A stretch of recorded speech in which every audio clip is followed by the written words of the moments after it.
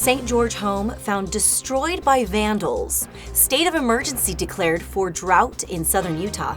And your weekend weather forecast with highs, lows, and everything you need to know for the days ahead. You're watching St. George News at 5, brought to you by our studio sponsor, We Win Injury Law. Good afternoon, I'm Monica McLaughlin.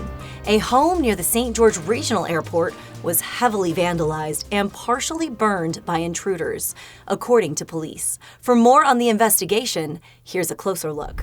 A vacant home near the airport in St. George's Little Valley area has been heavily vandalized, causing significant damage over several weeks. Police say all windows and doors were shattered and the interior destroyed. 2 juveniles were caught after allegedly breaking furniture and setting fire to debris outside. Both teens were referred to juvenile court for trespassing. Investigators believe the home was targeted multiple times. Anyone with information is to call the St. George Police Department. Utah Governor Spencer Cox has declared a state of emergency for 17 drought-stricken counties, including Washington and Iron County, where water levels and snowpack are critically low. For more on what this means for southern Utah, here's Maury Kessler. Where the best and brightest have always won. Utah Governor Spencer Cox declared a state of emergency for 17 drought-stricken counties with the worst conditions in Washington and Iron counties. The declaration, prompted by low snowpack and warmer than average winter temperatures, allows faster response and access to state and federal resources. Though statewide reservoir levels are at 84%, officials stress that water conservation is essential to avoid severe shortages. Nearly half the state is experiencing severe drought, with 4% in extreme drought, and conditions may worsen if 2026 sees another dry year. Residents are urged to conserve water through steps like delaying lawn watering, fixing leaks, and shortening showers. Programs like Slow the Flow and landscape rebate incentives have helped save over 100 million gallons annually.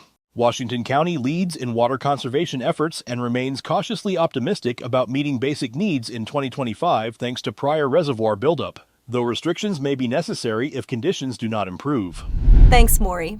Let's take a look at your weekend weather forecast, brought to you by Casablanca Resort and Casino. In St. George, it's currently 82 degrees. Tonight's low will be 54, and Saturday brings a high of 77 and a low of 50, while Sunday warms up to 63 degrees with a low of 48. Over in Mesquite, the current temperature is 83 degrees. Expect a low of 56 tonight. Saturday's high will be 78 degrees with a low of 54, and Sunday we'll see a high of 70 and a low of 54. In Cedar City, it's currently 66 degrees. Tonight's low will dip to 42.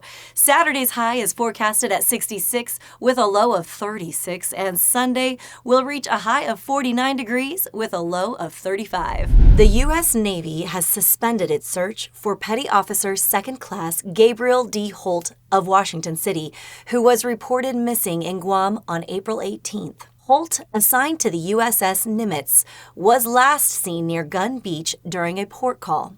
After a 130-hour search spanning more than 11,000 miles, the Navy called off the effort Thursday morning. He remains listed as duty status whereabouts unknown. Captain Doug Graber, commanding officer of the USS Nimitz, expressed condolences and gratitude to those who participated in the extensive search.